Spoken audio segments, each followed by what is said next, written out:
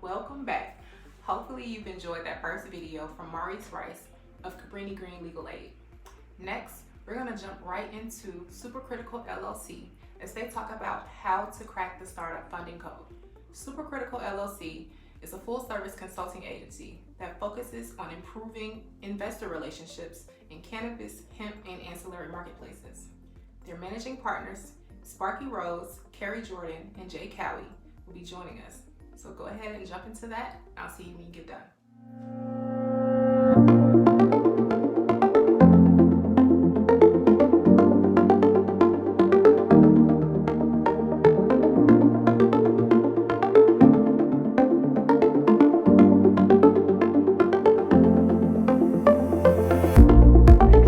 And thank you very much for having us today.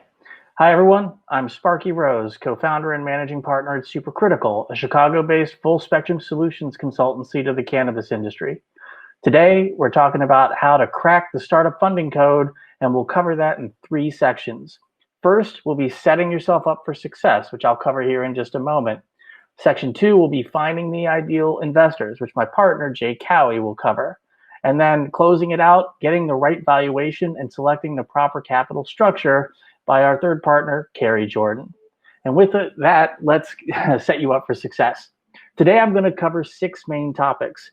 They include adopting a funding mindset and thinking like an investor, having a solid business plan with realistic projections for growth and profitability, creating a compelling pitch and pitch deck that tells the story of the company and explains why someone should invest in your business, identifying and articulating what the risks are and who your competition will be, organizing your legal team and setting up a thorough due diligence data room, knowing the terms of the deal, and identifying an exit strategy. We're also supplying you with our due diligence checklist. It's a list of around 40 different items you can expect an investor to ask for during the due diligence phase of closing your funding. Follow these guidelines and you'll be ready to go out and raise capital with confidence. So on to the first topic, adopting a funding mindset and thinking like an investor. Why is thinking like an investor important? Well, it should be obvious. Founders often get so wrapped up in their own business that they develop a number of blind spots that negatively affect their pitch and fundraising activities. Thinking like an investor puts you in their shoes in an attempt to understand their motivations, the decision drivers, in order to effectively convey your story and meet your funding requirements with the least amount of friction. The first thing you need to do is make sure that you and your potential investor understand your business model.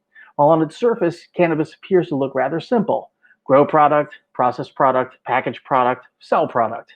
But in fact, it's a very complicated industry with a myriad of regulatory requirements and a lot of additional expense well beyond what traditional retail or CPG companies may encounter during the normal course of business. Fully understanding your business model and making informed projections with sound logic and supporting data allows you and potential investors to accurately understand the overall risk-reward profile of your investment opportunity. This risk-reward profile is a major determining factor as to whether or not the market considers your business to be investable. Again, the point here is to try to reduce friction. We'll get into identifying and articulating your risks a little bit later, but the key takeaway here is to reduce as much uncertainty as possible around your projections and your risk. Another point investors will look for is long-term relevancy. In cannabis, this is extremely important in new and/or developing markets. Typically, a state will enact a medical cannabis program as the entry point to cannabis legalization. In these cases, most states adopt a merit-based limited licensure model, which gives a small number of companies a virtual monopoly on the state's cannabis industry. As evidenced here in Illinois through the original medical marijuana pilot program, we have a handful of companies that currently own the entire market. If I had been an investor in any of the existing Illinois operators, one of the first things I would have wanted to know is, how are you going to be relevant when adult use hits and more licenses are awarded in the state? This long-term relevancy analysis can cover a lot of ground beyond just establishing market dominance. How are you positioning your brand in the market? How will you maintain a competitive advantage over new entrants? How will you maintain your profit margins when the wholesale price of cannabis drops 50% over the first 3 years? In case you weren't aware, that last point I just made is actually true in most states that adopt adult use cannabis without contingent limited licensure. We'll discuss that a little bit in my next topic. To wrap up this topic, I'd like to quickly touch on a few blind spots most entrepreneurs often develop in preparing their capital raise. The first is value. A vast majority of entrepreneurs will overvalue their companies. This is normal, this is expected. I mean, if you spend all the time, money, and effort to build something, you have to assume that customers will like and buy it. Few, if any, people build things they think customers are going to hate, so an overinflated sense of value is natural. The key here is to understand and appreciate your unconscious bias and develop a plan that addresses them front and center. The second is competition. Again, we're going to talk about competition in a later topic, but most entrepreneurs underestimate their competition one way or another. The third, profit. Many plans and pitch decks paint an unusually rosy picture around margins. Depending on the developmental stage of your business, you may or may not have the ability to accurately project your profit margins. Again, think like an investor and offer multiple sets of projections, typically a worst case, likely case, and best case scenario to address a number of different potential outcomes over time. Last one is cost. Always overestimate what it's going to cost, both in time and in money, to do something. In addition, understand your business, and you'll hear me say those three words a lot in this presentation. One of the key red flags for me in cannabis business plans is the lack of a comprehensive marketing budget. I've seen plans where a cannabis brand is projecting revenues of $20 million with a total marketing spend of $500,000. This instantly tells me that the entrepreneur does not understand his or her business. A typical CPG company will spend between 8 and 14% of their revenues on marketing. If you're launching a new brand or a new product category, your marketing spend could be as high as 20%.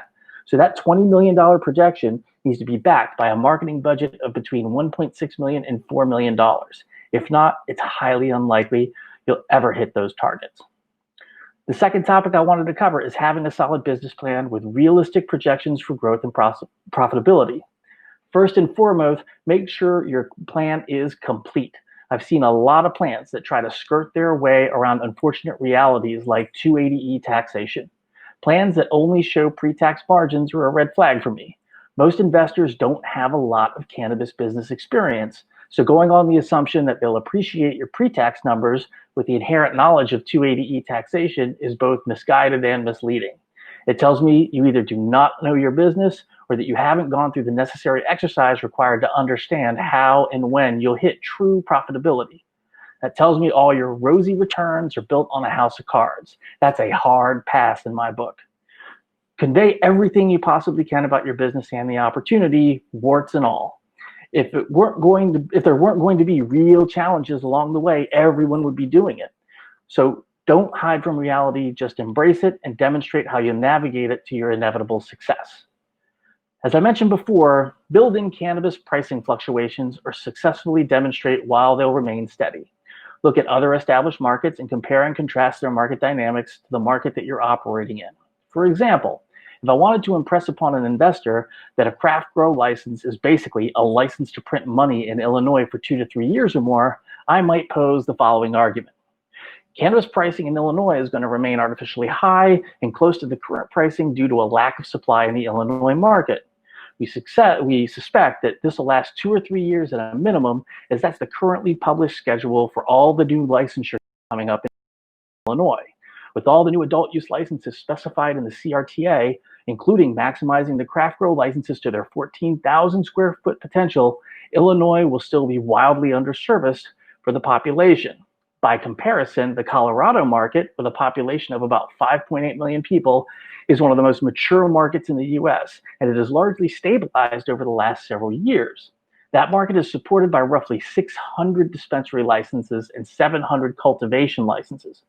The Illinois market, which has 12.6 million people, by comparison, will have, once the CRTA licensure is completely exhausted, roughly 300 dispensary licenses and 120 cultivation licenses to support the market.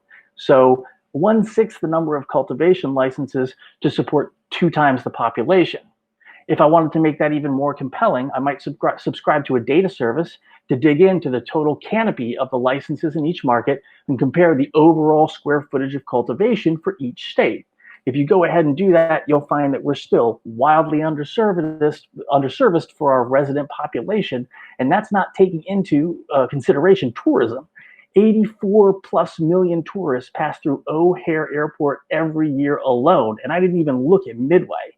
So obviously, the prices are going to stay high because the supply is constrained. The key takeaway is that prices change in developing markets.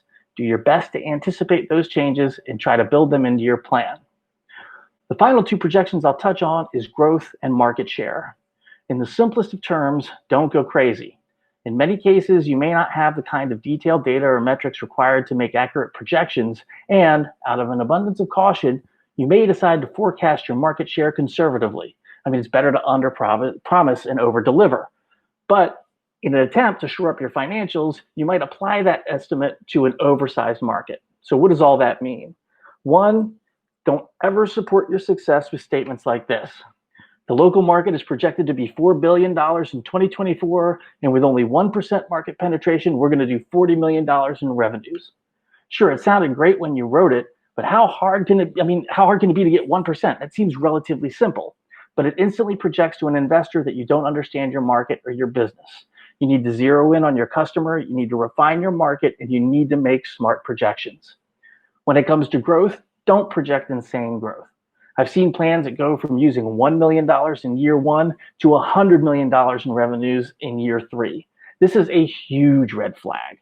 Unless you're in software or digital goods, scaling up to $100 million is a monumental lift. It requires a ton of capital. It requires a ton of discipline. It requires a ton of hiring. Having sustainable and repeatable year-over-year growth is the benchmark. Too much growth causes service and delivery problems. Too little growth will make revenues and cash flows suffer, potentially beyond repair. On to our next topic is creating a compelling pitch and a pitch deck that tells the story of the company and explains why someone should invest in your business. First, let's talk a bit about the documents themselves. Ideally, you want to prepare at least 3 documents for your pitch: a pitch document, a pitch deck, and a teaser. A pitch document is usually a PowerPoint or similar, and it's a presentation that contains anything and everything required to convey your pitch to an investor. In this case, there's likely to be a lot of content on each slide and a very healthy appendix. This is used for 2 situations. One is whenever the prospect is unable to attend a live pitch. So this is the deck you would maybe email to a prospective investor after you've qualified them and you've determined that a live pitch is just not in the cards. It can also be used as a leave behind after a live pitch. A pitch deck or a live pitch deck is typically much shorter and it's kind of light on text. It's filled with lots of visual supports for what you'll be saying during the live pitch. If you've ever seen Tim Cook or Steve Jobs give a keynote, you have an idea of what I'm talking about when it comes to what appears on screen. When doing a live pitch, the focus of the pitch should be on the speaker, not on the deck. A deck is not a teleprompter. If your deck has a headline and bullet points on every slide, you're doing it wrong. A live deck allows you to influence what the viewer remembers. So it's light on content, but big on easily digestible points, charts, and graphs to support what it is you're saying. A teaser is usually a 1-page or postcard. Granted, these are usually delivered in email, but you get my point. And it just offers a teaser of your opportunity. This is something that you should expect to share with anyone and that you don't mind being shared without your knowledge or control. It's just enough information to get someone to ask to see a full pitch. Having created countless pitch decks for clients, I could go on for hours about the do's and don'ts of pitch decks. In the simplest of terms, you want to cover the problem, your solution to the problem, why your solution is better, why you and your team are uniquely qualified to execute said solution, the risks, and the offer. There are dozens of resources on the web to help you along this process. Another important point I'll put out there specifically for cannabis companies is to differentiate yourself. I've been in cannabis now for 15 years, and one thing I've yet to see come across my desk, someone out to build a discount cannabis brand. Every plan I come across is some combination of high quality, premium, artisanal, craft cannabis. Everybody has the best quality. Everybody has the best genetics. I'm sorry, that's just bullshit. You don't, you won't, you probably can't.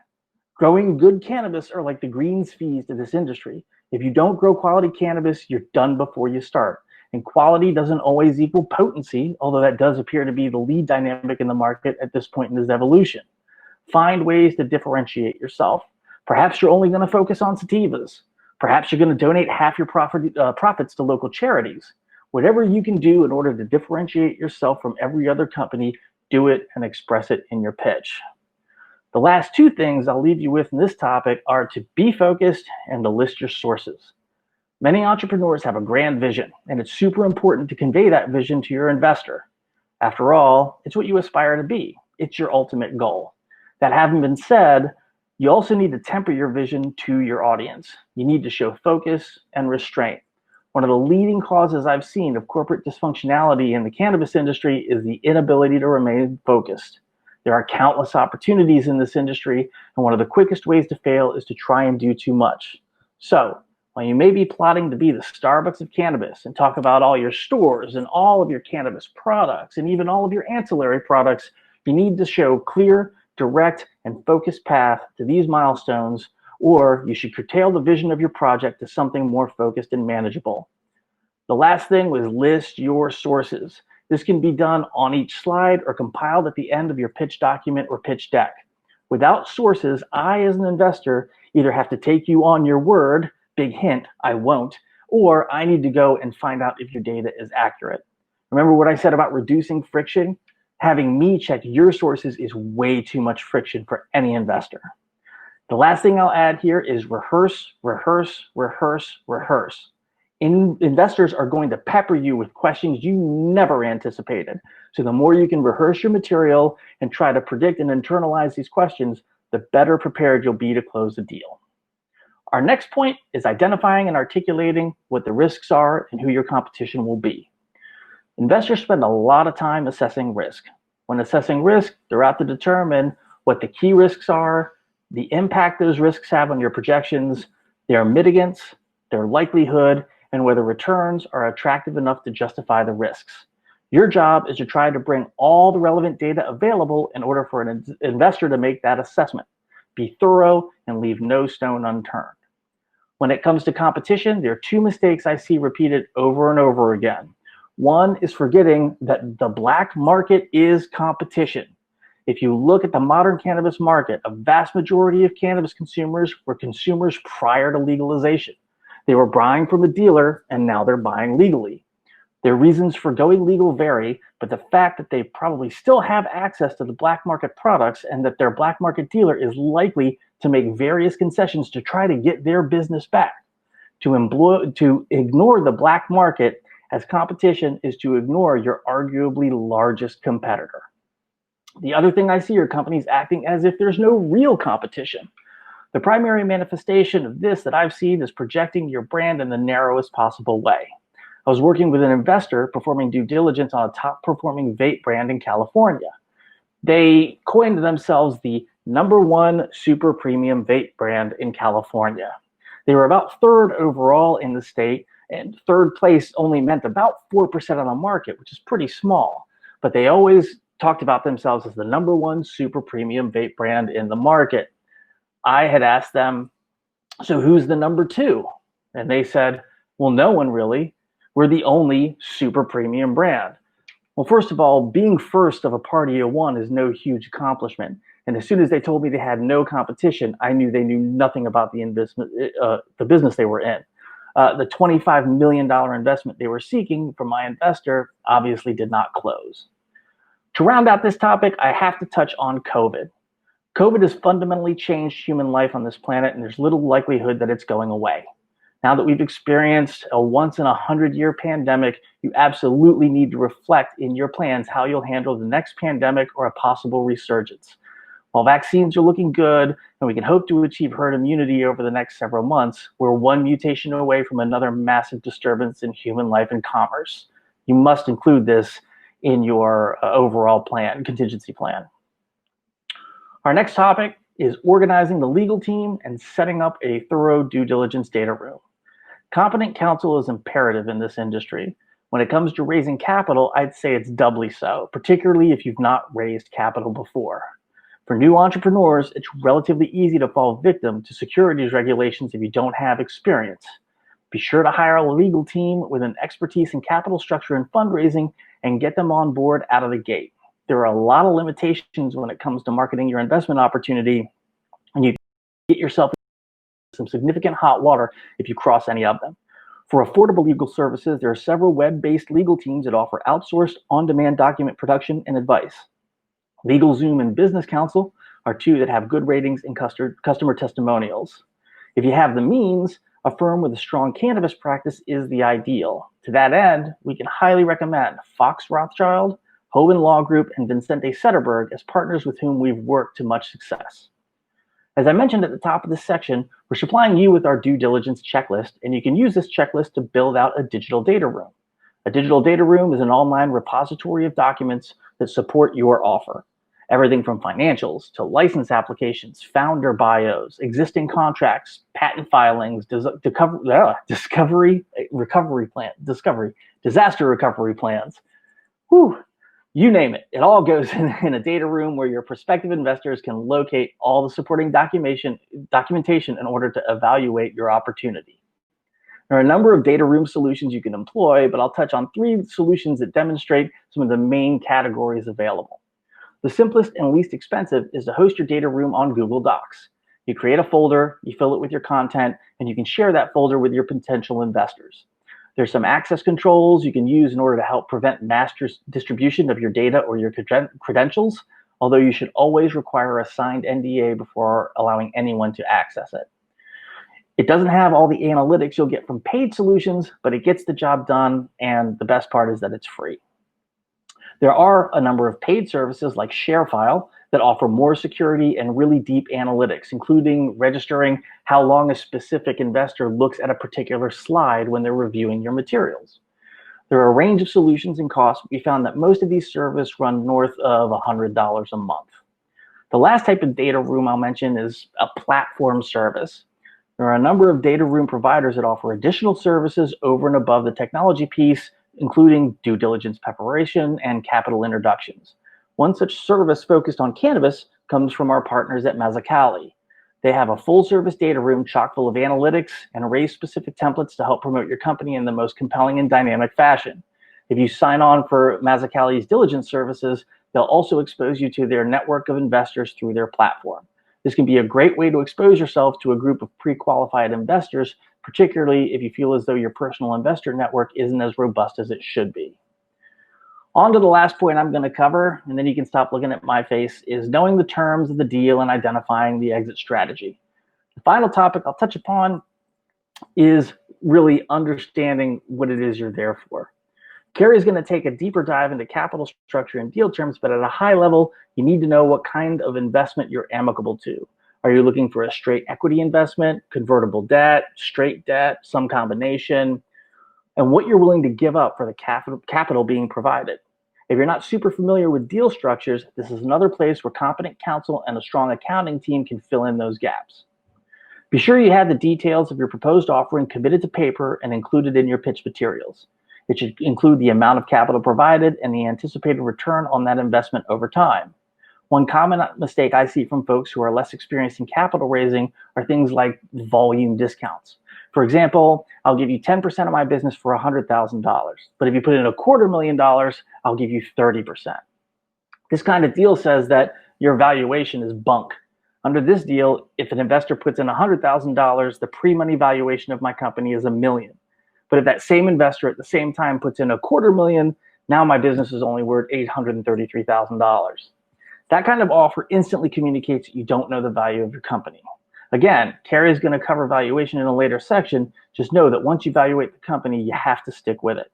There are numerous ways to incentivize investors to invest now. These sweeteners include things like preferred shares, warrants, options, and discounts. The sweetener should never come in the form of an adjusted valuation. This only serves to hurt future funding rounds and the investors. In addition, I also think you should understand that at the end of the day, the investor really dictates the terms. If they think your valuation is too high, they'll tell you and they'll counter your offer. It's up to you whether or not you accept their valuation methodology versus your own, but at the end of the day, they're only going to invest on terms that are agreeable to them. By that rationale, they ultimately dictate the terms of the deal.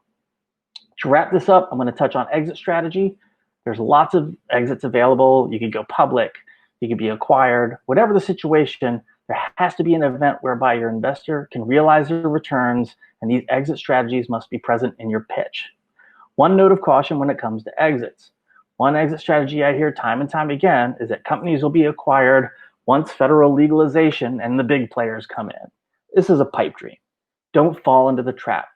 The number of large-scale organizations that will be inclined to purchase cannabis companies is short, and in many cases, not aligned with many of the existing operators out there today. One common trope for beverage manufacturers is someone like Miller Coors will scoop them up once legalization hits. But why would they? As evidenced by the fine folks at Pabst and their entree into the cannabis space, you don't need to buy anyone to get your product on the market. For a company that's been producing and distributing beverages for over 100 years like Pabst, what are you really bringing to the table? It's certainly not your production capacity. And for beverages, the cannabinoids are largely commoditized. It doesn't matter to the end consumer whether the THC in their can of beer comes from the finest flower grown in Humboldt County or some crop that didn't yield well. So again, why am I paying a high valuation for your company? Companies like Miller Coors or Procter & Gamble want to buy brands. Your brand and its connection to your consumers has value to them. Your ability to infuse beverages is remedial. Your production capacity is a joke compared to what they already do. And while there's something to be said for flavor profiles and formulations, I'm willing to bet their in-house capabilities far exceed anything you can build in the next 5 or 10 years. So this idea that you're going to be scooped up by some larger CPG company is often a pipe dream. Don't fall into the trap. And so those are the 6 topics I wanted to cover to tell you exactly how to get you set up for success. Now we're going to move over to my partner, Jay Caauwe, for the next segment. Jay? Thank you, Sparky, and thank you, Edie Moore and the team at Chicago NORML for putting together today's presentation. I'm going to spend a little time discussing finding the ideal investors. And I am Jay Caauwe, co-founder and managing partner at Supercritical, and along with Kerry, who you will hear from shortly, and Sparky, to all the startups and new entrepreneurs, thank you for your time today. We are here to help pave the way for you as a potential cannabis business owner seeking to establish a foothold in Illinois. Now, you heard Sparky speak to the necessity of a solid business plan and pitch, and fully understanding the terms of your deal, and most importantly, your exit strategy. Now I will hand it over to Kerry in a bit, who, as Sparky noted, will get into the various mechanisms of financing your enterprise. She will describe for you the various funding options and path to establishing a fair market valuation. But for now, we are going to focus on how to identify the ideal investor and an overlooked or undervalued part of the investor discussion, and that's you. This enterprise, this endeavor is your vision and dream for building a future, contributing to an industry, and sharing your passion so that others can follow. Please remember that it is the thought leaders and entrepreneurs of today that will lead the businesses of tomorrow. So just as critical or super critical as a pitch deck, which in some cases is the investor's first look at you, time should be spent with your team to develop a roadmap of funding. Now, building a startup is hard. Startups in the cannabis industry, an industry changing on a daily basis, can be even harder. Funding sources are different than traditional industries. Valuations, a big issue, and due to federal prohibition, banking can present a significant challenge. We've all seen and known and experienced that. Add in that cannabis is a capital-intensive industry, which can pose a problem for companies with great business plans, big ideas, but not much experience in securing that necessary financing. So how do startups start out? Well, many look close to home, so to speak, when raising that first layer of funding. But before you even approach investors or friends or family, let's start with a question.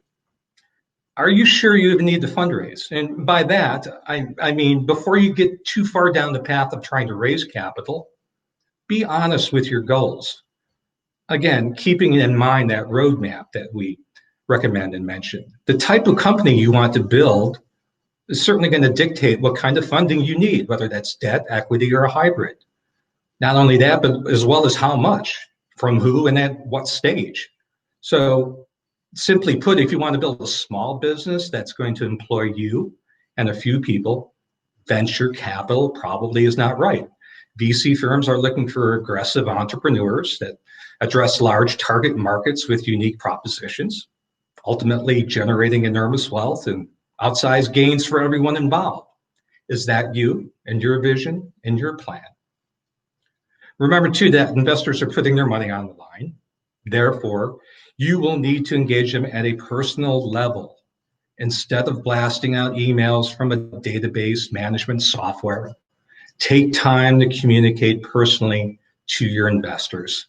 This will serve to reassure them as well as make them feel that their efforts are appreciated. So again, for many, it does begin with developing the local interest of your friends and family network, also known as pre-seeding. Again, don't be too anxious to overshoot your roadmap, meaning you need to identify the right type of funding at the right stage of your progress. Be 100% transparent with your friends and family group. Keep them apprised of your roadmap as new opportunities are added or as your milestones are met. It is important to remember, though, at this stage that it's typically difficult at this stage to place any kind of realistic valuation on your company. At pre-seed levels, these friends and family startups will have little or no prior revenue. Maybe they have some letters of intent from prospective customers.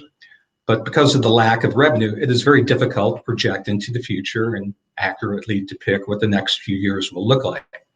And even harder to provide a realistic valuation of the company. But knowing that with that in mind, here are a couple of ways you could approach your friends and family and engage them in your startup concept. Number one would be loans. A planned prepayment or repayment with interest. Gifting, you don't have to pay back the money. It's a good thing about a cash gift. Or equity. Investors become a business partner or then intertwined with the company. For each of these cases, whether you're getting a loan, whether you're getting a gift, or whether it's through equity, we recommend peer-to-peer lending agreements, formal agreements, definitely in the case of a gift, or when it comes to equity, please work with a lawyer and make sure to sign formal agreements. Away from friends and family, you may be currently employed while developing your cannabis business model, and depending on the type of industry that you're active in, your customers may prove to be a source of interest or funding. Again, like with friends and family, be clear as to the terms and expectations of their involvement, the risk and rewards when laying out the particulars. Supercritical cannot emphasize enough the need for ethics and transparency. You are in this for the long haul, and your network of friends, family, and customers have bought into your story. Commit to them. So aside from customers, friends, and family, then we get into the more sort of traditional side of obtaining capital. And we can start with commercial loans, but understand that due to a scarcity of funding from the banks, again, the federal prohibition on cannabis, there has become a need for alternative financing when it comes to cannabis business loans, including real estate. Fortunately, in states where cannabis has been legalized for medical or recreational use, numerous private lenders and non-banks have stepped up to offer loan products depending on your needs. Since banks don't lend to cannabis businesses, many lenders who offer real estate and equipment-related loans will and can lend to entrepreneurs who need capital for non-real estate purposes such as inventory, marketing, payroll, and business expansion. Funding is available via short-term loans, revolving lines of credit, cash advances.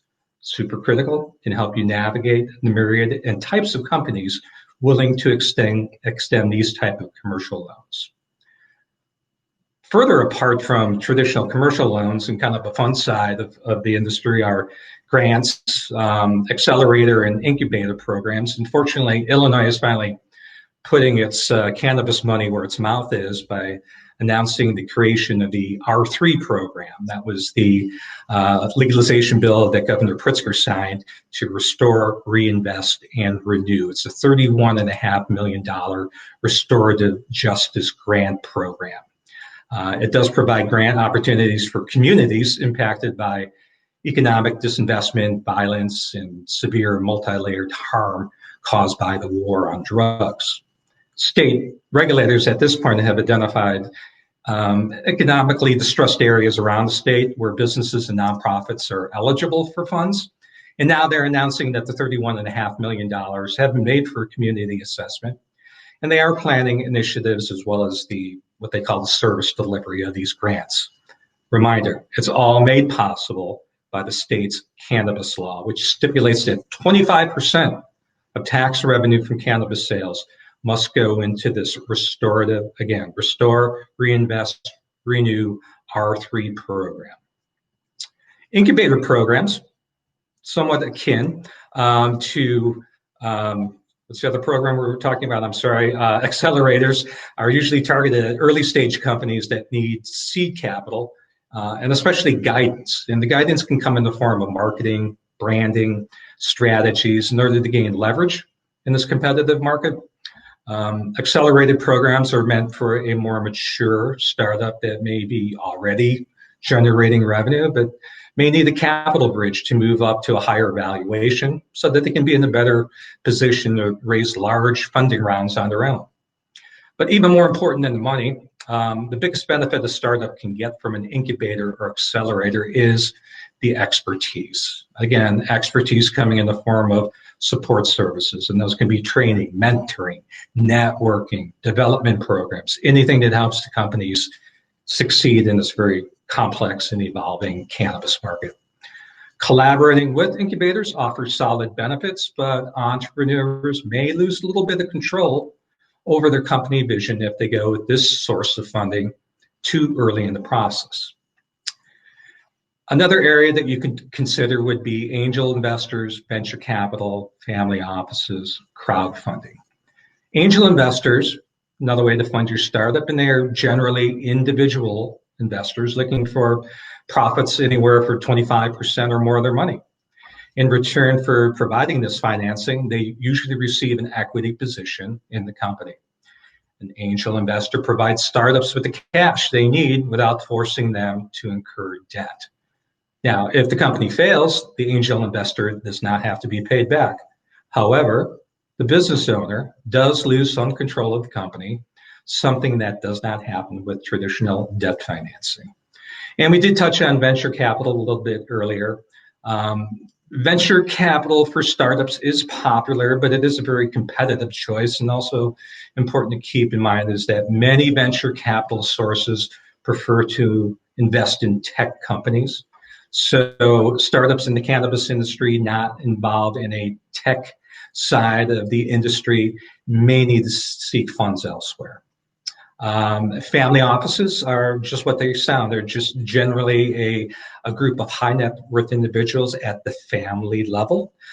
They are developing strategy, they are building foundations, but the main thing to remember about family offices is that sometimes the idea of investing in something that remains illegal, risking a family's reputation, may be somewhat off-putting to some family offices, which is why a lot of family offices that we've dialogued and discussed with lead with non-plant or the ancillary companies coming into cannabis.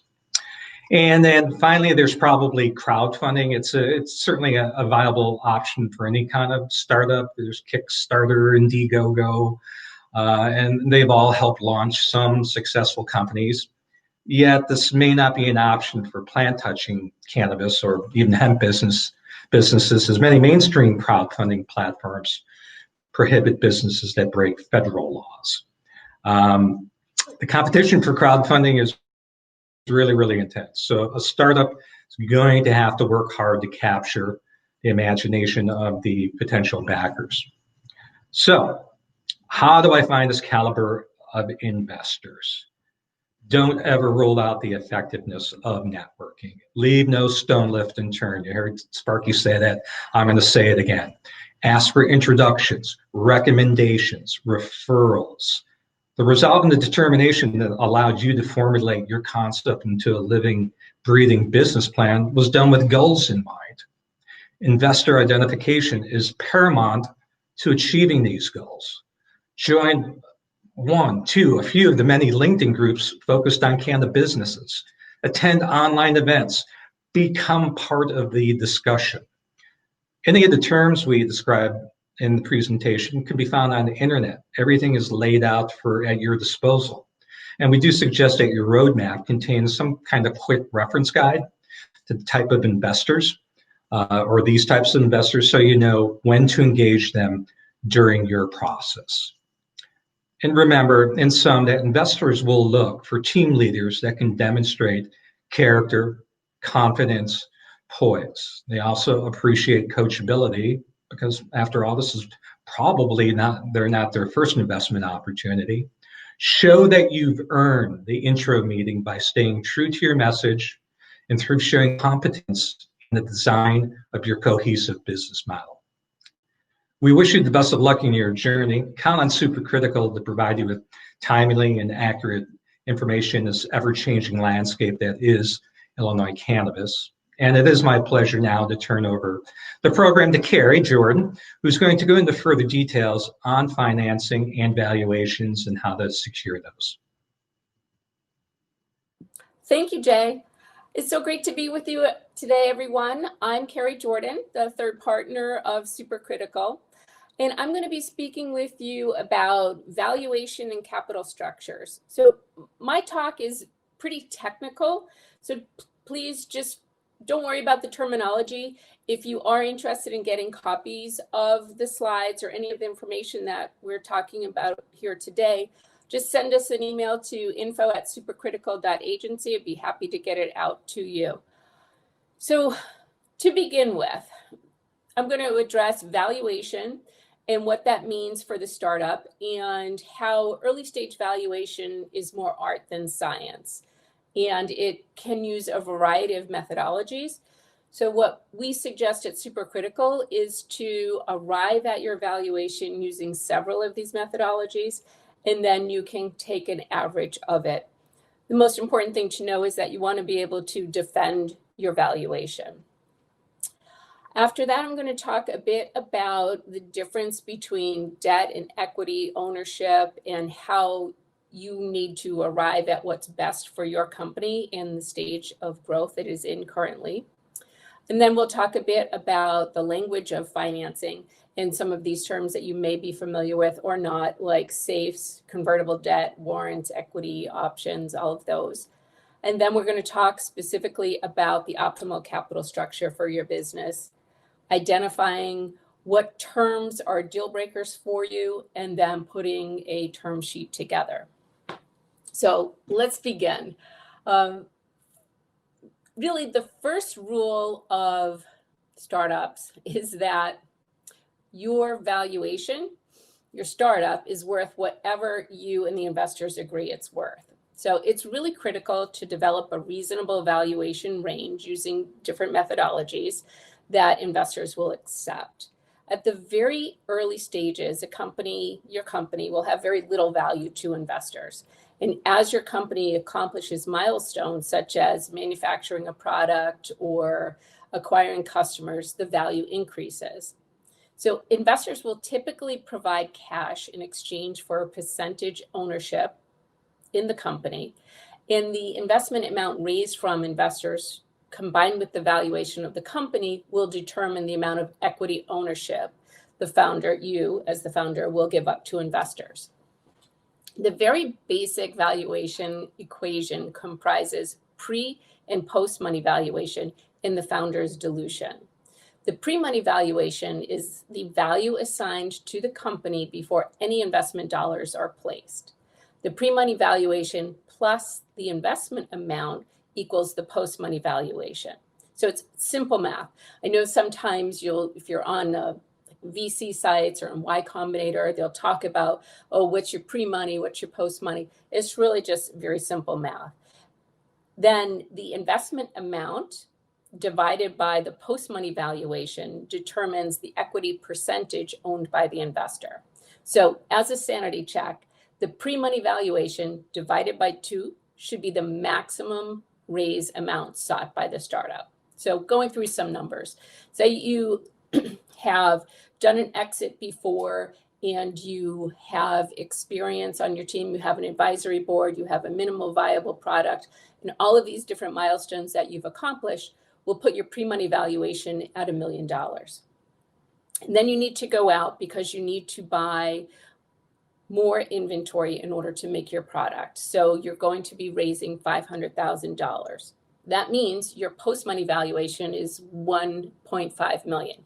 Your million valuation plus the 500,000 that you raised gives you post-money 1.5 million. Now, because the raise amount was $500,000 and your post-money is 1.5 million, that means the investor that gave you that 500,000 is now a 33.33% owner of your company. So you, as the founder who previously hadn't raised any money, you owned 100% of that company. You brought in outside capital of 500,000. You now given up 33% equity in your company. For very early stage companies, for example, like Supercritical, we're an early stage company. We've been around for a little over a year and a half. Numerous factors will influence what investors will assign to that startup. Some of these company-specific factors include the experience of the founders and the team, the size of the market in which your company will compete, the revenue projections for the next 3 years, the technological or product solution advantages that you have, the degree of competition in the company, in the market, intellectual property that you may have, customer traction, what the exit potential is, and the caliber of the board of directors or advisory board that you're able to attract.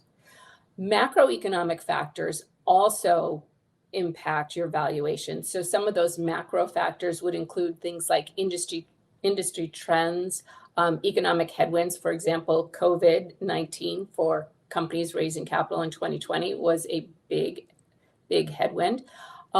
Sometimes there are tailwinds too that propel. So for example, thing we know is that during quarantine, people love their weed. So we know we've got a lot of people buying a lot of cannabis. And so that in itself was a tailwind to the industry.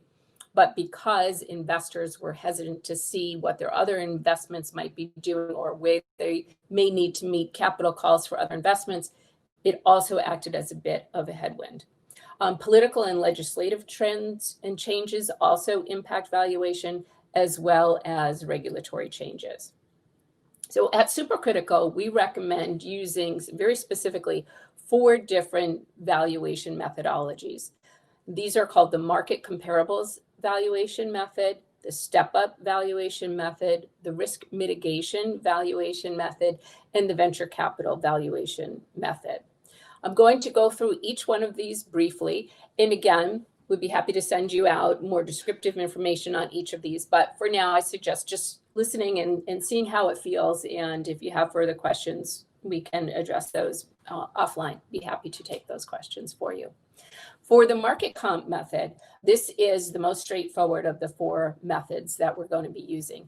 And it begins with a profile of your company and identifies factors such as the stage of development that you're in, the target markets in which you operate, technology approaches that you have, and customer traction. It then next identifies similar startups with known valuations to use as market comps for your company to be valued.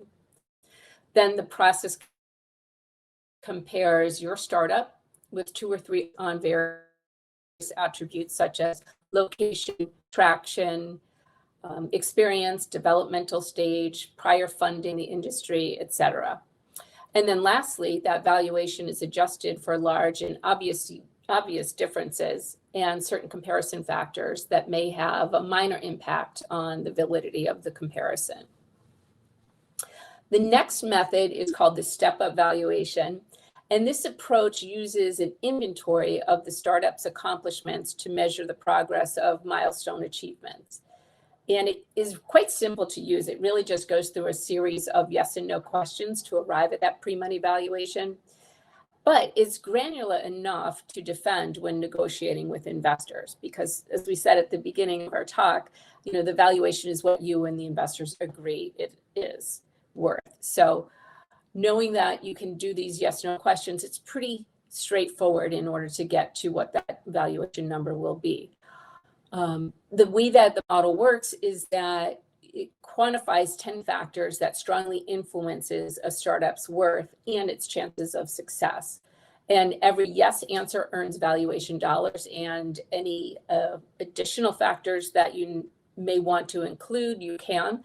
But the 10 that Supercritical uses the most include the market size for your product exceeds about $500 million.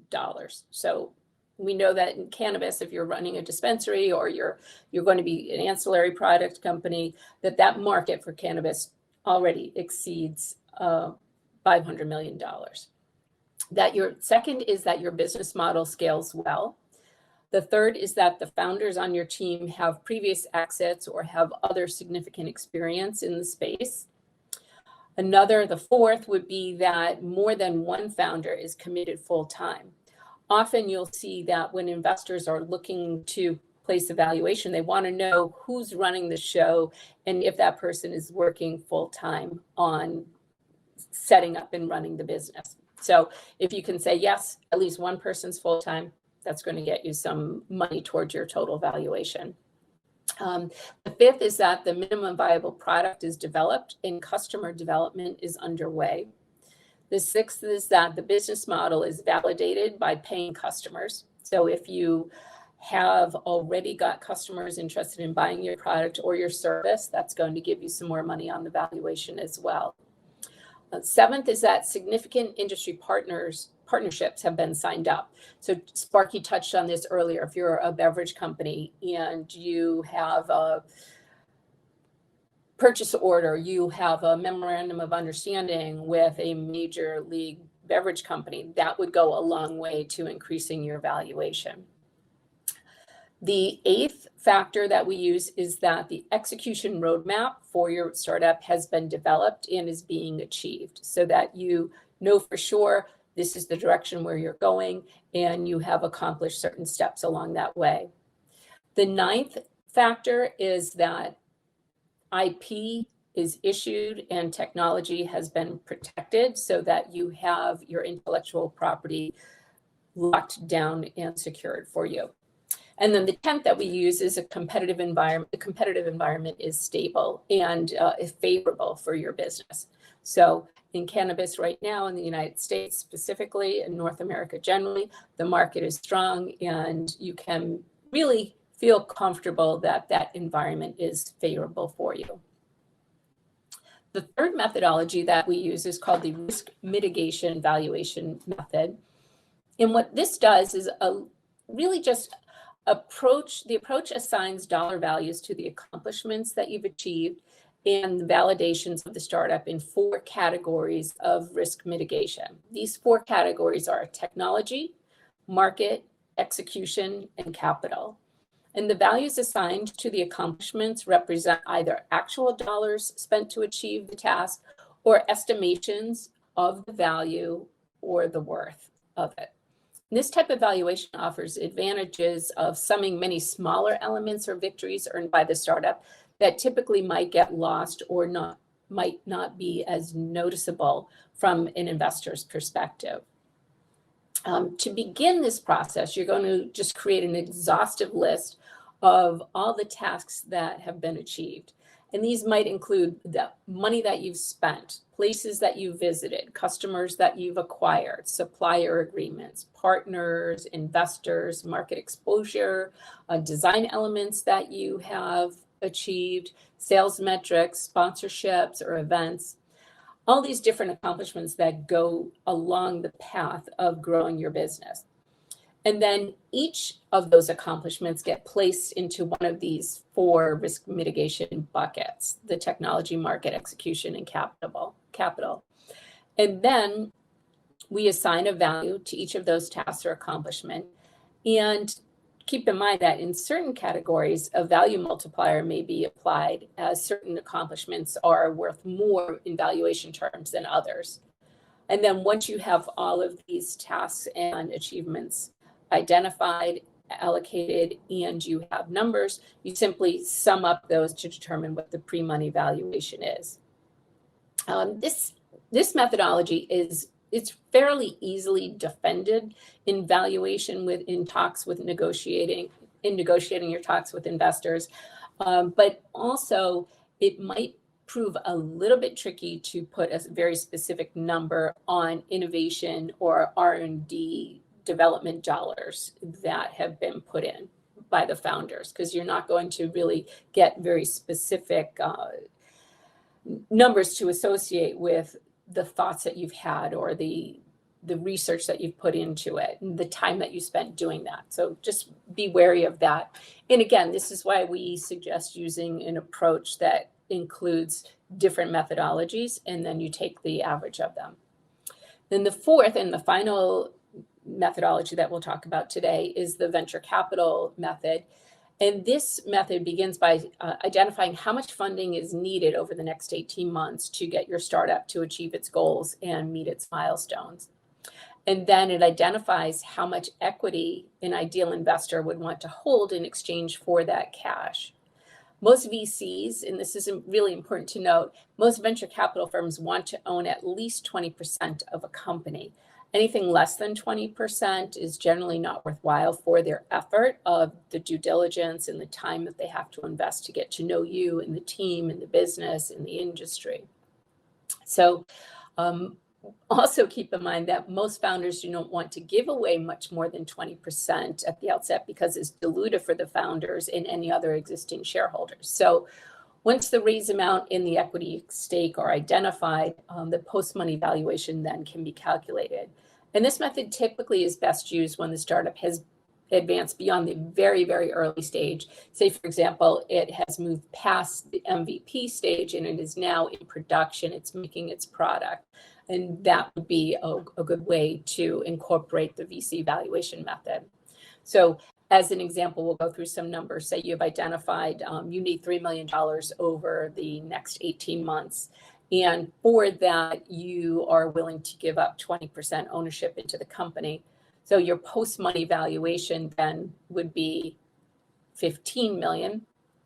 And your pre-money valuation is going to be $12 million. So that's the summary of those valuation methods. Now on to defining a little bit more about what we want to do for our capital structure. So we've come to this valuation of our company. We agree with it. We found investors that may be interested in coming in. Do we want to go with straight equity? Do we want to use a convertible note? Do we want to go with conventional debt financing? Or do we want to use something like a SAFE, which a SAFE is actually a warrant, and it means a simple agreement for future equity. So when we identify these things, we kind of come down to either the choice between equity, which is I give you cash, you give me percentage ownership of your company, or it comes down to a convertible note, which means I give you money and then I become a creditor of your startup. In exchange, you will eventually either convert my note into equity or you will pay me the money back. Generally, for startups, convertible notes typically will convert into equity into the company. They're generally not going to be giving you the cash back. And then the SAFE, which is something that has grown in popularity, I'd say over the past 10 years, more likely past 7 years, really taking hold. But the thing to consider is the difference between a SAFE and a convertible note. Primary difference in those two structures is that the convertible note is debt, the SAFE is warrants. It's very easy to get a safe up and off the ground. A convertible note takes a little bit longer because there are more terms. The documentation is easier for safe than it is for a convertible note. Generally, also, I would say that key difference is the interest in convertible note is accrued and it is paid out at the end of that term when it matures. A safe does not have maturity. A safe does not have an interest rate. Generally, these two structures can both have valuation caps, meaning that you protect that investor from the valuation of the company rising too high, which would be dilutive to that investor as he or she or it comes into the next round of financing. The cost for these are both fairly nominal. As Sparky was saying earlier, you for sure want to make sure you have an attorney review your documents. And there are lots of templates available online. You can go to the Y Combinator site and you can find a whole host of templates available. But for sure, you want to have your attorney review that. Now, we've identified we are going to raise money. We've identified that we're going to do either debt or equity or some combination thereof. Now we have to decide what is the optimal capital structure for our startup. And by capital structure, all I mean is the choice between how much debt you take on and how much equity you're going to take on. And terms are generally bound by the degree of leverage. So if you have very low debt and a lot of equity, you're considered to be low leverage. If you have a lot of debt and little equity, that is high leverage. And depending on where you are in the industry, where you are in your product life cycle, one may be more advantageous to you than another. But basically, what we want to know about capital structure is that when you are growing your company, you need to understand how much capital is going to take to drive that expansion and whether this capital is going to come in the form of the debt or the equity. And that mix is going to help the company's future profitability. So understanding that debt has to be repaid and that equity does not. With debt, you're going to have creditors because they have a claim on that company, but with equity, you do not. So really want to understand those two differences for yourself and to therefore make an assessment, an informed assessment as to how much cash flow you're going to be throwing off from your business, or if you're going to be just continuing to put money back in for R&D or for additional development of the company, to bring on new employees, to do branding and marketing, which are two areas that tend to get less funding because they seem like they might not be as imperative, but they really are quite important. So you have to make all of those different decisions for yourself. With regard to the choices that you can have a capital structure, again, that is only equity. You can have equity and preferred shares. You can have equity and debentures, which is another word for debt, or you can have equity with preferred shares and debentures. And the ideal mix is going to depend on your own comfort level, as well as the type of products that you're going to be making or the services that you'll be offering. A lot of factors do affect the capital structure. So small companies, they tend to rely mostly on the founder's money. So you and your startup likely will have a difficult time getting longer term, larger financing because you're essentially considered higher risk. So you may opt for the all equity structure. If you are able to get a convertible note, that helps delay your valuation, because with a convertible note, you don't have to have that valuation that we discussed at the outset. What you do have is an opportunity to continue to grow your company while taking on capital. And then at a future point, you can lock into the valuation as you continue to grow using those proceeds from the convertible note. The nature of the business also depends on drives the choice for a capital structure, as well as the regularity of your earnings.